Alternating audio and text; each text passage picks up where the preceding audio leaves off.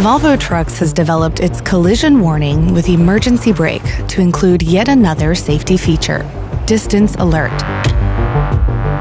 Distance Alert is activated at speeds of over 60 kilometers per hour. It warns the driver via a red light projected onto the windscreen when it detects that the distance from the vehicle in front is less than the selected time gap.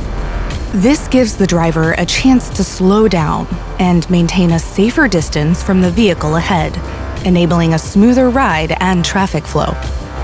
But most importantly, it can help prevent collisions, in particular trailer-back accidents, where one truck collides with another from behind.